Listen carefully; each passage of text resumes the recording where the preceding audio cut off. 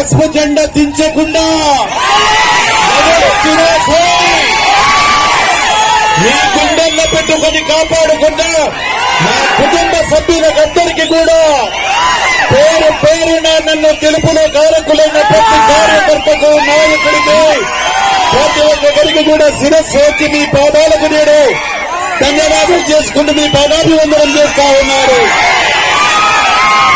ఒక్కటే చెప్తా ఉన్నా ఈ సెక్టర్ నుంచి దయచేసి సోదరులారా కూడా ప్రభుత్వం వచ్చింది, కొద్దిగా సమన్వయం పాటించండి. ఎందుకంటే ఏమి చేసినా రేపు మన ప్రభుత్వం వచ్చింది కాబట్టి ప్రజల కోసం ఆలోచన చేస్తాం, ప్రజల జీవితం కోసం చేస్తాం.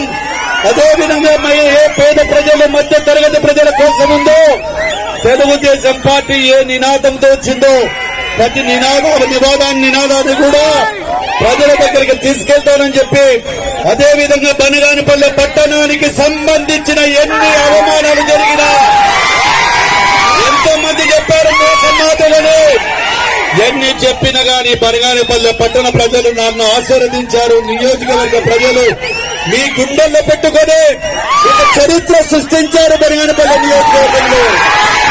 ఆ చరిత్ర సృష్టించిన మీకందరికీ ఓటరు మహాశీలకు, మా అక్క చెల్లెళ్లకు, తమ్ముళ్లకు, బీసీ అభిమానులకు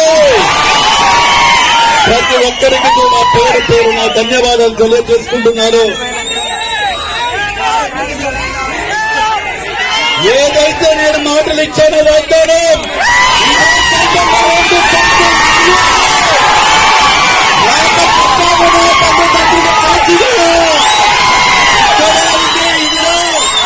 ఒక్కసారి చెప్తాను. మాట ఇంటింటికి తిరిగి చెప్పిన మాట.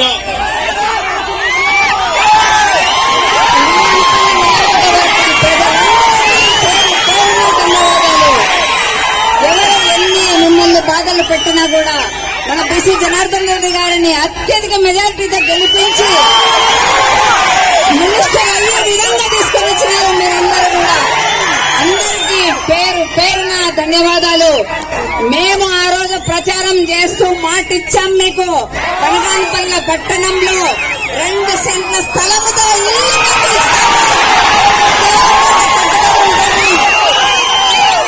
అందరికీ ఏమేమైతే హామీలు ఇచ్చామో తెలుగుదేశం తరఫున గాని మన సొంతం ఏమేమి చెప్పామో అవన్నీ కూడా మన మినిస్టర్ గారు ఇప్పుడు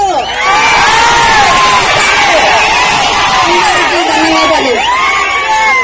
అదేవిధంగా చాలా పొద్దునైనా గానీ కూడా దాదాపుగా 4 గంటల నుంచి నా కోసం వేచి చూస్తున్నటువంటి ఈ ప్రజాధికారులకు మరొక్కసారి సెలవు తీసుకుంటున్నాను. జై తెలుగుదేశం, జై తెలుగుదేశం, జై చంద్రబాబు నాయుడు, జై లోకేష్ బాబు.